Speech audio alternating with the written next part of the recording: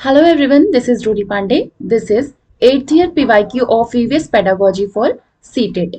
अभी तक हमने जितने भी प्रीवियस ईयर सॉल्व किए हैं उसमें सारा पेडागोजी का ही सेक्शन था, लेकिन इस वाले वीडियो में हम पेडागोजी के साथ कंटेंट सेक्शन भी देखेंगे। लेकिन क्योंकि अभी तक मेन फोकस पेडागोजी सेक्शन पे था, इस वजह से पहले पेडागोजी के 15 क्वेश्चन सॉल्व करेंगे, उसके बाद कंटेंट वाले क्वेश्चंस देखने हैं। जिनको सिर्फ पेडागोजी देखनी है वो स्टार्टिंग के 15 क्वेश्चंस देख लें, जिनको कंटेंट भी चाहिए वो लास्ट के 15 क्वेश्चंस देख सकते हैं। तो स्टार्ट करते हैं। क्वेश्चन नंबर 1 है हमारा, in the teaching learning of EVS objective of conducting nature walk is, मतलब कि पर्यावरण अध्ययन के शिक्षण अधिगम में जो प्रकृति की सैर करने का जो संचालित कराई जाती है उसको संचालित करने का उद्देश्य क्या है? To highlight flora and fauna and develop emotional bonding with nature, या फिर to conduct a virtual tour of nature, मतलब प्रकृति की एक आभासी यात्रा करना, या फिर to walk in park and ensure fitness of learners, एक पार्क में सैर करना और विद्यार्थियों की तंदुरुस्ती सुनिश्चित करना, या फिर to engage learners in gardening and develop a kitchen garden, मतलब विद्यार्थियों को बागवानी में व्यस्त रखना और एक रसोई बगीचा विकसित करना। तो ये सारा, ये दोनों तो जो है वो इलॉजिकल ही हो जाएगा। ये वाला जो है, अगर यहाँ पे रियल टूर की बात होती तो 1 मिनट के लिए आपका ये आंसर सही हो सकता था, लेकिन आपका यहाँ पे वर्चुअल टूर की बात कर दी, इस वजह से ये वाला ऑप्शन भी गलत हो गया। तो उसका राइट ऑप्शन क्या हो जाएगा? To highlight flora and fauna and develop emotional bonding with nature in teaching learning of EVS nature walk has been conducted. This is the objective of including या conducting nature walk in teaching learning process of EVS.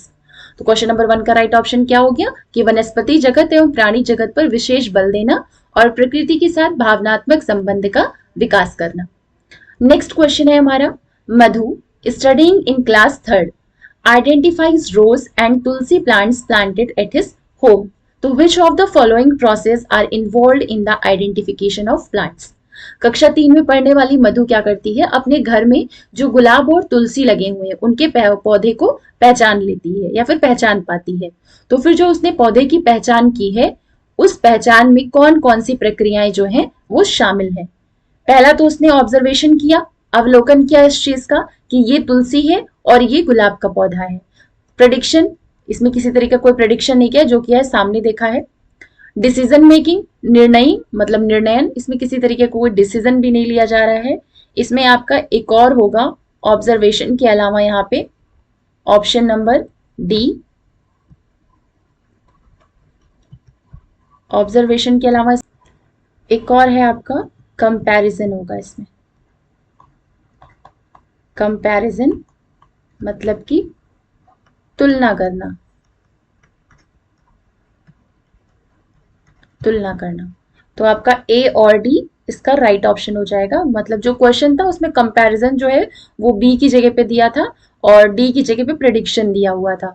तो A और D आपका, मतलब इस हिसाब से आपका right option क्या हो जाएगा, ए और डी। तो सेकंड का राइट ऑप्शन ऑप्शन नंबर 4, मतलब कि जो मधु है तुलसी और रोज में आइडेंटिफाई कर पा रही है, तो इसमें पहली चीज उसने ऑब्जर्व करके पता की है, अवलोकन करके, और दूसरा कंपेयर करके दोनों में पता किया है, कंपैरिजन किया है। मतलब अगर बता रही है कि ये तुलसी है और ये रोज है, तो मतलब उसकी प्लांट्स जो स्टेम है उसमें आइडेंटिफिकेशन कर पा रही, दोनों में कंपेयर किया होगा। इसके अलावा जो लीव्स हैं उसमें कंपेयर किया होगा, तभी तो बता पा रही है कि ये रोज है और तुलसी है। तो कंपैरिजन और ऑब्जर्वेशन ये दोनों चीजें इसमें ये दोनों प्रोसेस है जो कि इस आइडेंटिफिकेशन में शामिल हैं। तो ये हो गया हमारा A and D is the right option of question number 2। Next question क्या है, Reji says that she can not become a truck driver like her father, she has to look after household and children like her mother, तो which of the following method will be most useful to address this gender related concept in class. मतलब कि रेजी कहती है कि वो अपने पिता की तरह ट्रक ड्राइवर नहीं बन सकती है, उसे अपनी माँ की तरह घर बार संभालना है और बच्चों की देखभाल करनी है। तो इनमें से कौन सी विधि है जो कि कक्षा में जेंडर संबंधी इस अवधारणा को संबोधित करने के लिए सबसे ज्यादा उपयोगी बनेगी? Group discussion, movie demonstration, role play या फिर प्ले। तो ऐसा कोई भी, कोई जो जेंडर वगैरह से रिलेटेड चीजें होती हैं या फिर ऐसी कोई चीज जो बच्चों को समझानी हो, उनका मिसकंसेप्शन हो इस बारे में, तो उस चीज के लिए ग्रुप डिस्कशंस कराए जाते हैं। तो थर्ड का राइट ऑप्शन क्या है, ऑप्शन नंबर 1 हो जाएगा समूह चर्चा। ये करके रेजी को इस चीज की क्लैरिफिकेशन हो जाएगी मतलब जेंडर के बारे में जो भी मिसकंसेप्शन है उसके वो क्लियर हो जाएंगे, तो इस कॉन्सेप्ट को वो समझ जाएगी। नेक्स्ट क्वेश्चन है, while teaching EVS to primary school children, happen to come across certain children who live in single parent families. तो what would be your response to such a situation? मतलब कि प्राथमिक विद्यालय के बच्चों को जब पर्यावरण अध्ययन का शिक्षण कराया जाता है तो उस टाइम पे उन्होंने पाया टीचर ने कि कुछ बच्चे ऐसे हैं जो कि एकल अभिभावक परिवार में रहते हैं। तो इस परिस्थिति में अगर आप होते तो आपकी क्या प्रतिक्रिया होती? Ignore these children and focus on the theme family and relationships. इस चीज को इग्नोर करके जो हमारा थीम है उसको हम पढ़ाएं, स्टार्ट कराएं आगे की तरफ। इग्नोर करने वाला ऑप्शन आपका गलत। Sympathise with these children and ask them to explain the term family. Sympathy देना होता है बच्चों को, इम्पैथी देना होता है, सहानुभूति नहीं देनी होती है उनको। क्या देना होता है? सम अनुभूति। तो ये वाला ऑप्शन भी आपका, समानुभूति वाला ऑप्शन भी आपका गलत हो गया।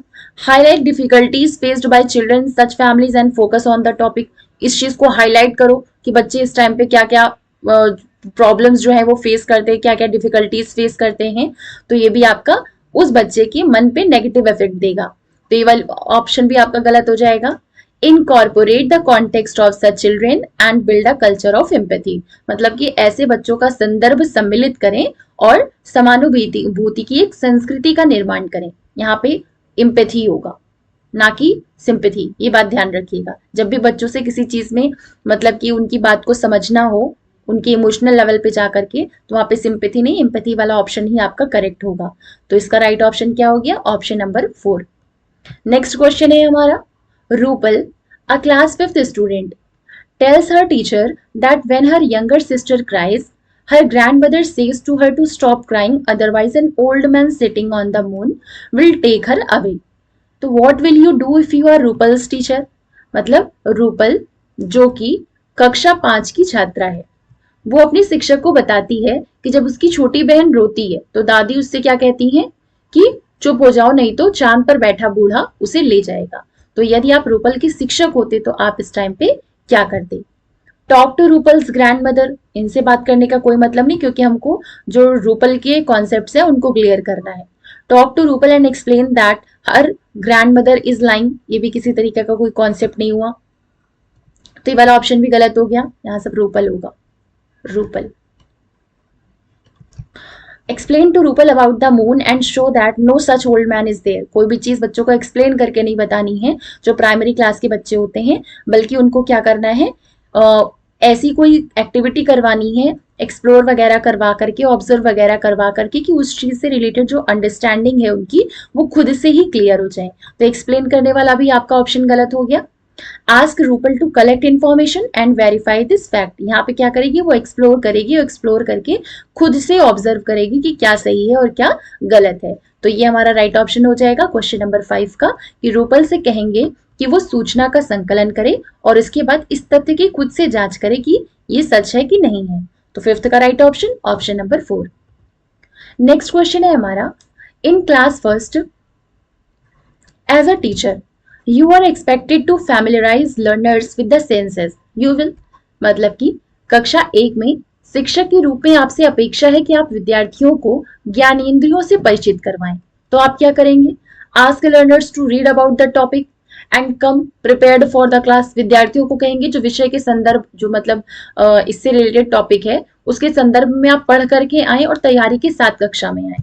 तो ये सही नहीं है। बच्चे का पहले का कुछ ना कुछ उस टॉपिक से रिलेटेड उनके कुछ ना कुछ अनुभव होंगे, तो ब्रेन स्टॉर्मिंग वगैरह करा करके उसको हम जान लेंगे, उसके बाद उसी से रिलेट करके टॉपिक को स्टार्ट करा के उनको एक्सप्लेन करवा देंगे, ना कि उनसे कहेंगे कि घर से पढ़ के आओ। तो ये वाला ऑप्शन गलत हो गया। Ask learners to write about senses in their own words.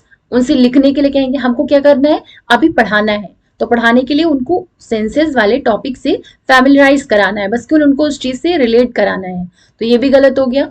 Use concrete material to depict the function of each sense. मतलब कि प्रत्येक संवेदना का जो कार्य है उसका चित्रण करने के लिए मूर्त पदार्थ का उपयोग करेंगे। तो ये हमारा राइट ऑप्शन हो जाएगा क्वेश्चन नंबर 6 का। नेक्स्ट क्वेश्चन है, which of the following statements is the most suitable explanation of the nature of EVS? इनमें से कौन सा कथन है जो कि पर्यावरण अध्ययन की प्रकृति की सर्वाधिक उपयुक्त व्याख्या है? विव adjustment between human behaviour and ecosystem, मतलब कि ईवीएस का जो ईवीएस की प्रकृति है उसका मोस्ट सुटेबल एक्सप्लेनेशन क्या होगा कि मानव व्यवहार और परिस्थितिकी तंत्र में सामंजस्य बिठाना, गलत।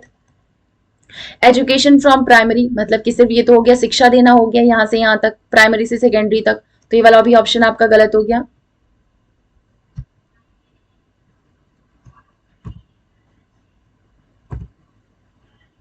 ये वाला भी ऑप्शन आपका गलत हो गया। A life long continuous learning process about environment, पर्यावरण क्या है, पर्यावरण की प्रकृति क्या है कि इसके बारे में सतत रहने वाली अधिगम प्रक्रिया जो कि पूरी लाइफ लॉन्ग चले। तो इसका राइट ऑप्शन क्या हो गया क्वेश्चन नंबर 7 का, ऑप्शन नंबर 3। नेक्स्ट क्वेश्चन है हमारा, in class third as an EVS teacher you have to transact transport topic in the theme travel to the students, thus you will, मतलब कि कक्षा 2 में एक पर्यावरण अध्ययन शिक्षक के रूप में आपको विद्यार्थियों को यात्रा थीम से परिवहन प्रकरण का संपादन करना है। तो इसके लिए आप क्या करेंगे, ask students to read about it and make notes, उनसे कहेंगे कि इसको रीड करो, रीड करके खुद से नोट्स बनाओ, गलत।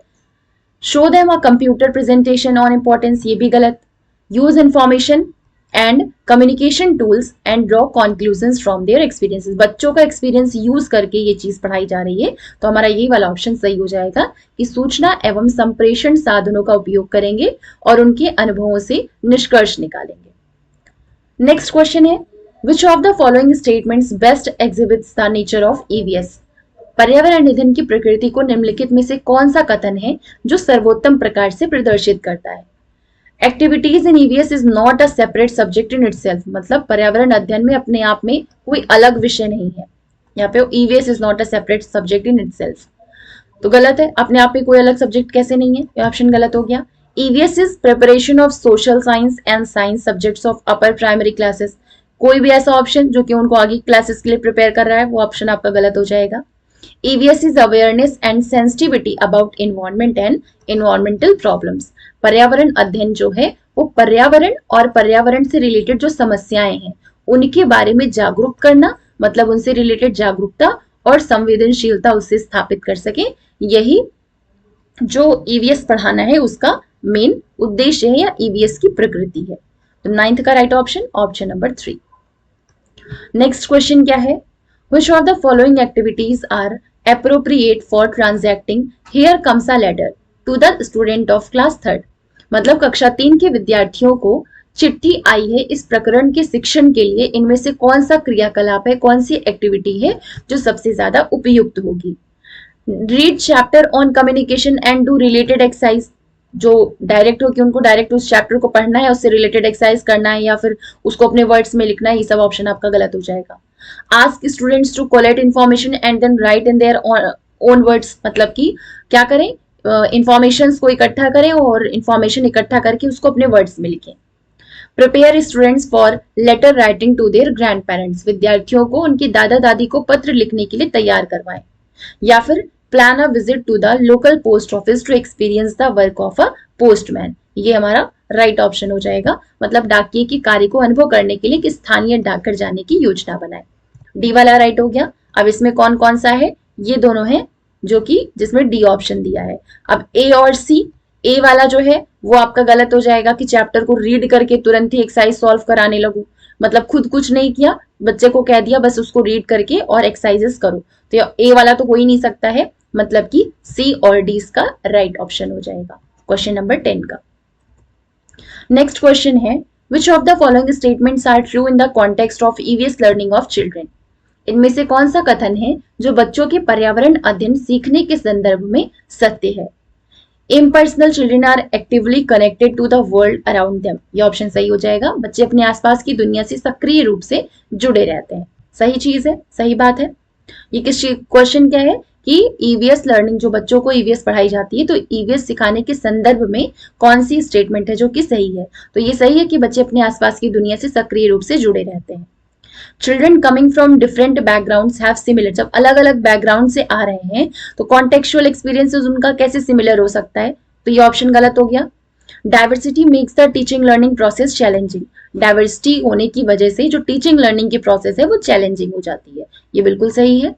Diversity is an important resource in teaching learning process, तो ये भले ही टीचिंग लर्निंग प्रोसेस में एक चैलेंजिंग होता है डाइवर्सिटी, लेकिन फिर भी ये एक इंपॉर्टेंट रिसोर्स की तरह काम करता है टीचिंग लर्निंग प्रोसेस में। अब यहाँ पे बी वाला ऑप्शन आपका गलत था, तो बी वाले में मतलब ये ऐसा है जो कि आपको कोई किसी तरह की कोई कंफ्यूजन हो ही नहीं सकती कि ऑप्शन होगा कि नहीं होगा, क्योंकि अलग अलग बैकग्राउंड से बच्चे आ रहे हैं, तो कॉन्टेक्चुअल एक्सपीरियंसेस भी उनके अलग अलग ही होंगे, मतलब कि संदर्भित अनुभव जो होंगे उनके वो अलग ही होंगे, ना कि समान होंगे। तो बी वाला इसमें ऑप्शन था, बी इसमें था, बी इसमें था, बस केवल ये ऑप्शन बच रहा था, तो ए सी डी वैसे भी आपका राइट ऑप्शन हो जाता। तो 11th का right option option number 2। Next question क्या है, in order to introduce the topic birds to the students of class 4th which of the following would you prefer, मतलब कि कक्षा 4 के जो विद्यार्थी हैं उनको पक्षियों इस विषय पर प्रस्तुत करने के उद्देश्य से आप इनमें से किस चीज को सबसे ज्यादा प्राथमिकता देंगे। उनको मॉडल्स प्रोवाइड करेंगे बर्ड्स की along their names to your students for them to memorize, मतलब कि अपने विद्यार्थियों को पक्षियों के प्रतिरूप उनके नामों की सूची दे देंगे। तो जहां भी होगी उनको लिस्ट प्रोवाइड करा दी गई सीधे सीधे, वो ऑप्शन आपका गलत हो जाएगा। Ask students to write about birds in their own words, ये भी गलत हो गया। पहले कुछ ऐसी एक्टिविटी करनी है, कुछ एक्टिविटी करवानी है जिससे बच्चे की उस चीज को रिलेटेड थोड़ा सा अंडरस्टैंडिंग हो, थोड़ा सा बच्चा उस चीज को लेकर रिलेटेबल हो, तो ये वाला गलत हो गया। Use nature walk to identify local birds their habits and habitats, मतलब जो स्थानीय पक्षी हैं उनकी प्रवृत्ति और उनके आसन मतलब जहां वो रहते हैं उनके प्लेसेस जो हैं, हैबिट्स हैं या हैबिटेट्स, हैबिट्स नहीं हैबिटेट्स हैं, उनकी पहचान करने के लिए प्रकृति की सैर करने का उपयोग कीजिए। ठीक है, तो इसका राइट ऑप्शन क्या हो गया, क्वेश्चन नंबर 12 का right option option number 3। Next question है, Vani said mango trees is like an open umbrella, तो which processes have been used by Vani in this statement. वानी ने कहा कि जो आम का पेड़ है वो खुली छतरी जैसा होता है। कथन में वाणी द्वारा किन प्रक्रियाओं का प्रयोग किया गया है, उसने ऑब्जर्व किया इस बात को। इसके अलावा अम्ब्रेला और मैंगो ट्री में कंपैरिजन किया, डिसीजन मेकिंग जैसा कुछ नहीं है, उसकी इमेजिनेशन ही है, तो है इमेजिन करके तो बता रही है कि मैंगो ट्री उससे दिखता है, तो इमेजिनेशन भी होगी, मतलब A B and D is the right option of question number 14।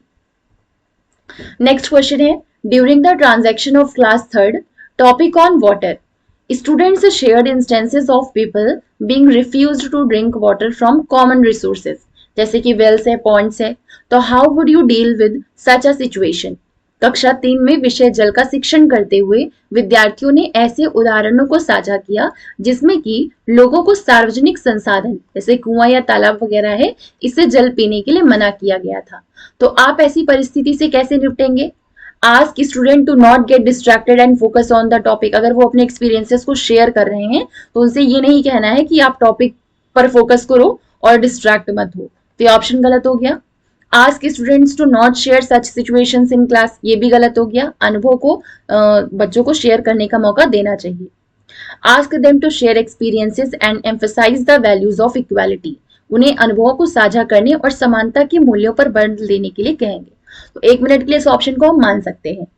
Ask them to share experiences and write an essay on water conservation, उन्हें अनुभवों को साझा करने और जल संरक्षण पर निबंध लिखने के लिए कहेंगे, तो डी वाला ऑप्शन भी सही हो गया। अब देखिए यहाँ पे बी वाले जो भी ऑप्शन है वो गलत है, तो ये आपका गलत हो गया, ये वाला गलत हो गया, जो ए है वो भी गलत है, तो ये भी गलत हो गया, तो इसमें आपका ऑप्शन ही केवल डी दिया हुआ है, इस वजह से आपका राइट ऑप्शन जो है वो मोस्ट एक्यूरेट ऑप्शन हो जाएगा क्वेश्चन नंबर 14 का।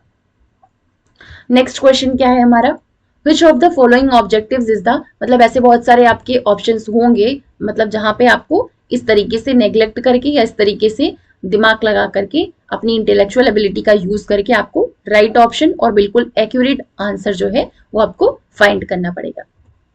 15th क्वेश्चन क्या है, which of the following objectives is the most important for EVS subject, पर्यावरण अध्ययन विषय के लिए निम्नलिखित में से कौन सा उद्देश्य है वो जो कि सबसे ज्यादा महत्वपूर्ण है। Development of understanding of subject concepts, जो विषयगत अवधारणाएं हैं उनकी समझ का विकास, या फिर development of understanding of practical activity, प्रायोगिक गतिविधि के समझ का विकास। ये सारी चीजें एक्टिविटी वगैरह है, सब्जेक्ट के कॉन्सेप्ट वगैरह है, वो उनकी अंडरस्टैंडिंग को मतलब जो भी नेचर है, एनवायरनमेंट है, उसकी अंडरस्टैंडिंग को समझ सकें, उससे रिलेट कर सकें, उससे अपने आप को इमोशनली बॉन्ड कर सकें, बॉन्डिंग बना सके, इसी सब चीज के लिए ये सब चीजें कराई जाती है, ना कि इसका ये मेन उद्देश्य है। तो ये भी गलत हो गया, ये भी गलत हो गया।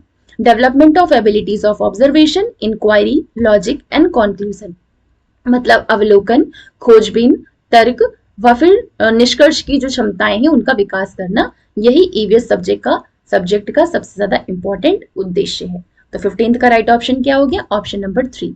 ये थे आपके पेडागोजी के क्वेश्चंस। कंटेंट क्वेश्चन स्टार्ट करते हैं। फर्मेंटेशन इज कन्वर्जन ऑफ, मतलब कि जो खमीरीकरण है वो एक परिवर्तन की प्रक्रिया है। जो फर्मेंटेशन है वो एक मेटाबॉलिक प्रोसेस होती है, मेटाबॉलिक प्रोसेस होती है। इसके अलावा इसमें होता क्या है, एंजाइम्स की हेल्प से जो कार्बोहाइड्रेट्स होते हैं, कार्बोहाइड्रेट्स मतलब शुगर या फिर आपका स्टार्च, शुगर और स्टार्च, कार्बोहाइड्रेट्स का कन्वर्जन होता है अल्कोहल में या फिर एसिड में। ठीक है, और होता कैसे है? एब्सेंस, ऑक्सीजन की एब्सेंस में। तो क्या है, शुगर इंटू एल्कोहल या फिर यीस्ट इंटू एल्कोहल या फिर शुगर इंटू CO2 या फिर यीस्ट इंटू CO2। तो इसका राइट ऑप्शन क्या हो जाएगा? शुगर को एल्कोहल में, शर्करा को एल्कोहल में बदलने की प्रक्रिया होती है फर्मेंटेशन की। नेक्स्ट क्वेश्चन क्या है? Your house is located at X and the bookshop is located at Y. Although the market is just opposite, but you cannot go straight because of the busy highway having barriers in between. So you first go 100-meter due north, then cross a 50-meter long zebra crossing which is due west, and finally reach the bookshop at Y, which is 150-meter due south. So with respect to the bookshop at Y, the direction of your house at X is, मतलब कि ये हो गया हमारा X, जहां पे अभी हम हैं, जो घर है वो लोकेटेड है। ये फिर यहाँ पे बनाते हैं, X यहाँ पे है। अब इसके अपोजिट में जाकर के कहीं, यहां कहीं पे Y मतलब बुक शॉप है। अब क्या कहा है, वहां पे जाने के लिए आप सीधे नहीं जा सकते हैं क्योंकि बिजी हाईवे इसके बीच में बैरियर बनता है। तो इसके लिए सबसे पहले आप क्या करेंगे, 100 मीटर नॉर्थ में जाएंगे। अब यहां से क्या हो गया, ऊपर की तरफ ये नॉर्थ होगा, ये साउथ होगा, ये वेस्ट होगा और ये ईस्ट होगा। तो ये है, यहां से स्टार्ट किया, कहा है कि 100 मीटर नॉर्थ गए, ये हो गया, ये आपका X हो गया। यहां से आप 100 मीटर नॉर्थ गए। इसके बाद कहा है then cross a 50 metre long zebra crossing which is due west. तो यहां से आपको वेस्ट पता करना है, तो ये हो जाएगा वेस्ट, इधर की तरफ जाएगा 50 मीटर वेस्ट। फिर कहा है कि finally reach the book shop at Y which is 150 metre due south. अब यहां से ये हमारा क्या था, वेस्ट था, ये वेस्ट था, तो ये ईस्ट हो जाएगा, ये नॉर्थ है, ये साउथ हो जाएगा, साउथ इस डायरेक्शन में पड़ेगा। तो साउथ को कहा है 150 मीटर, 100 मीटर यहां तक पड़ेगा, तो 150 मीटर इससे थोड़ा और आगे जाके पड़ेगा, मतलब यहां पर बुक शॉप है। तो यहां से इसकी डिस्टेंस कैसी जाएगी, ऐसे जाएगी। अब कहा है बुक शॉप के रिस्पेक्ट में बताना है, बुक शॉप के रिस्पेक्ट में बताना है कि ये घर कहाँ पे पड़ रहा है। तो ये नॉर्थ हुआ, ये साउथ हुआ, ये वेस्ट हुआ और ये ईस्ट हुआ। तो ये वाली जो डायरेक्शन है क्रॉस में है वो कौन सी जाएगी, नॉर्थ ईस्ट डायरेक्शन जाएगी। तो इसका राइट ऑप्शन क्या हो जाएगा, नॉर्थ ईस्ट या फिर उत्तर पूर्व।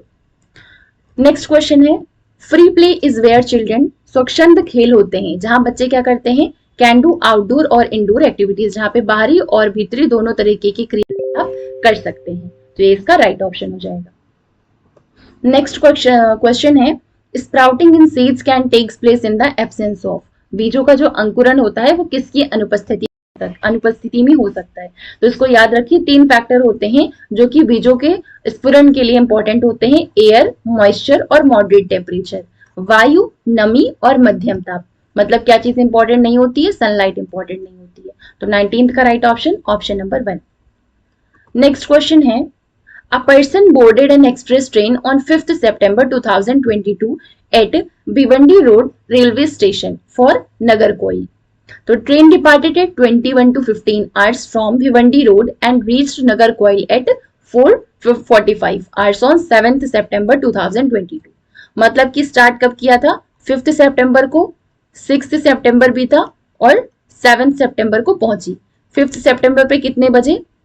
21:15 पर चली थी। 6 सितंबर का पूरा 24 आवर्स ले लिया और 7 सितंबर का 4:45 पर पहुंची। तो इसको में क्या करना है? डिस्टेंस कितनी कवर की गई? टोटल डिस्टेंस ट्रेन ने कवर की है 1877 किलोमीटर। तो एवरेज स्पीड निकालनी है। स्पीड का फॉर्मूला क्या होता है? Speed is equal to distance upon time. तो पहले डिस्टेंस तो यहाँ पे टोटल दे दी गई है, टाइम निकालना है हमको। सारे ऑप्शंस किलोमीटर पर आवर में दिए हैं, तो इसको इस वजह से हम क्या करेंगे, ये तो किलोमीटर्स में दिया हुआ है और इसको आवर्स में चेंज करना पड़ेगा। तो सबसे पहले टोटल टाइम निकालते हैं कि कितना हुआ। तो 5 को 21 मतलब 9:15 पे पहुंची रात को। तो इसको सबसे पहले सब्ट्रैक्ट करके देखेंगे कि टाइम यहाँ पे कितना हुआ। टोटल 24 आवर्स होते हैं एक दिन में और यहाँ पे दिया है 21:15। तो ये यहाँ से 0 है तो एक कैरी लेंगे, क्योंकि ये आवर्स वाला है या मिनट वाला है, तो एक आवर्स यहाँ से कैरी लेंगे तो ये 60 यहाँ पे कैरी जाएगा, 60 मिनट यहाँ पे जाएगा, तो ये हो जाएगा 60। क्योंकि हमने क्या किया था, यहाँ से एक कैरी लिया था। एक कैरी लेने का मतलब 1 घंटा कैरी लिया है, तो ये किस में कन्वर्ट हो जाएगा? 60 मिनट्स में। 10 में से 5 गया 5 हो गया। अब 6 में से एक यहाँ कैरी दिया था, ये हो गया 5, 5 - 1 हो गया 4 और यहाँ पे 3 - 1 हो गया 2, मतलब कि 2 घंटे 45 मिनट 5 सितंबर को लगा। इसके अलावा 6 को पूरा 24 घंटे लगा और 7 को 4 घंटे 45 मिनट लगे। अब इन सबको ऐड कर देंगे, 2 मिनट 45 सेकेंड, सॉरी 2 घंटे 45 मिनट। इसके अलावा 24 घंटे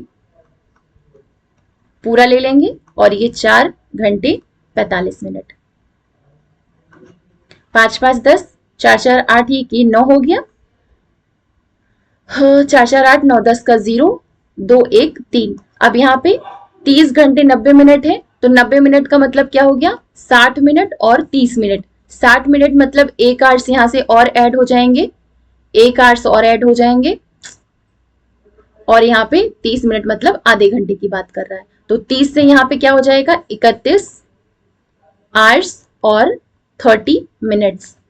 30 मिनट्स को हम और क्या लिख सकते हैं? 31 1/2 आवर्स, क्योंकि 1 घंटे में कितने 60 मिनट होते हैं, तो 30 मिनट का मतलब आधा घंटा हो गया। तो ये हमें टाइम मिल गया। अब इसको हम ब्रेक कर लेंगे। यहाँ पे 31 2 टाइम्स जाएगा तो हो जाएगा 2 1 = 2, 3 2 = 6, 62 + 1 63/2 आवर्स हो गया। अब इसको सॉल्व करते हैं।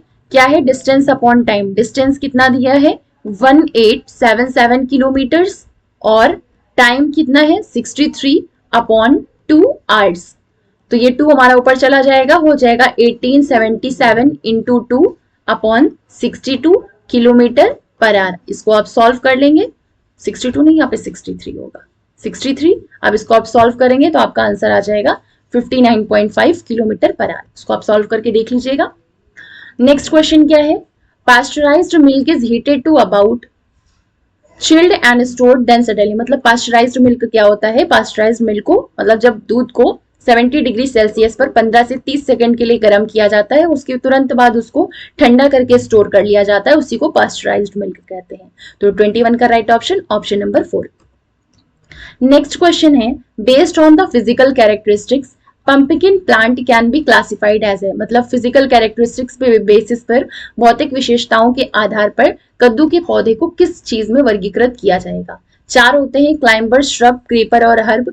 क्लाइंबर्स क्या होते हैं? जिनकी बेल ऊपर की तरफ चढ़ती है उनको क्लाइंबर्स कहते हैं। जो छोटे छोटे पौधे होते हैं उनको श्रब्स बोलते हैं। जो ग्राउंड पे ही जिनकी बेल पड़ती जाती है वो क्रीपर्स होते हैं। और हर्ब्स जो होते हैं, जो पेड़ होते हैं, उनको हर्ब्स कहा जाता है। तो जो कद्दू होता है वो किस में आता है? वो क्रीपर्स में आता है। करेला है, लौकी, ये सारी चीजें क्रीपर्स में ही आएंगी, मतलब विसरती लता में आएंगी। तो 21 का right option option number 3। Next question है, reading by touching and feeling with fingers is used by people who are unable to. मतलब कि टच करके और फील करके जब बच्चे रीड करते हैं फिंगर्स के थ्रू, उनको किस चीज में दिक्कत होती है? मतलब सुनने में या फिर बोलने में या फिर छूने में या फिर देखने में। तो वो देख नहीं सकते हैं, इस वजह से उनके लिए ब्रेल कॉन्सेप्ट है वो यूज किया जाता है, जिसमें 6 डॉट्स होते हैं उभरे हुए, जिसके हेल्प से वो पढ़ते हैं। कौन? जो देख नहीं पाते हैं वो। नेक्स्ट क्वेश्चन है, the process of cooling due to evaporation is slow when the area of the water surface in contact with the atmosphere.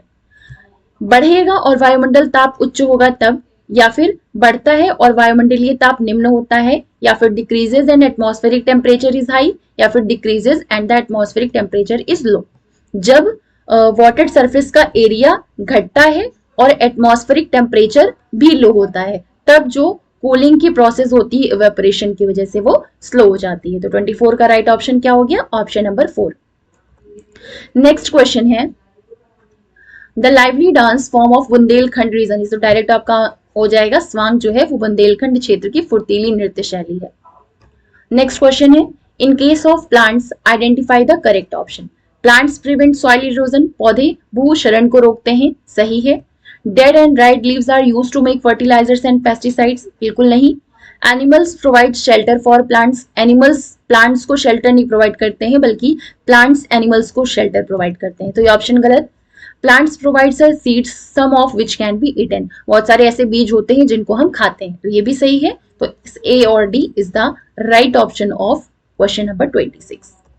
Next question है, parts of plants and their rules are mentioned below, तो most appropriate statement बतानी है। पौधों के भाग और उनके कार्य दिए हुए हैं, उसमें सबसे उपयुक्त कथन बताना है। Roots connect the plant to the leaves, गलत है। रूट्स नहीं, स्टेम होती है, तना होता है जो कि पौधों को पत्तियों से जोड़ता है।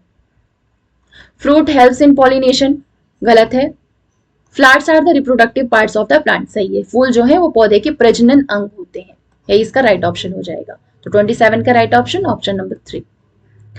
28 है, select from the following a pair of union territories of India, इनमें से भारत के संघ शासित प्रदेशों का युगल चुनना है। यूनियन टेरिटरीज क्या होती हैं? जिनका एडमिनिस्ट्रेशन जो है, जिनका एडमिनिस्ट्रेशन प्रेसिडेंट के हाथ में होता है। इसके अलावा प्रेसिडेंट ही होता है जो वहां के एडमिनिस्ट्रेटर को अपॉइंट करने का काम करता है। कौन? जो प्रेसिडेंट होता है। इसके अलावा पूछा है कि इनमें से कौन सा ऐसा है जो कि यूनियन टेरिटरीज का एक पेयर है। मिजोरम एंड लक्षद्वीप, गलत। लक्षद्वीप है लेकिन मिजोरम नहीं है। झारखंड एंड छत्तीसगढ़, गलत। छत्तीसगढ़ नहीं है, चंडीगढ़ है, चंडीगढ़ है, झारखंड नहीं होता है। लद्दाख एंड पुदुचेरी, ये इसका राइट ऑप्शन हो जाएगा। जम्मू एंड कश्मीर है लेकिन नागालैंड नहीं है, तो इसका राइट ऑप्शन हो गया लद्दाख एंड पुदुचेरी। इसके अलावा क्या है? लक्षद्वीप हो गया, चंडीगढ़ हो गया, लद्दाख और पुदुचेरी हो गया, जम्मू कश्मीर हो गया। इसके अलावा दिल्ली है, अंडमान एंड निकोबार आइलैंड्स है, आइलैंड्स है।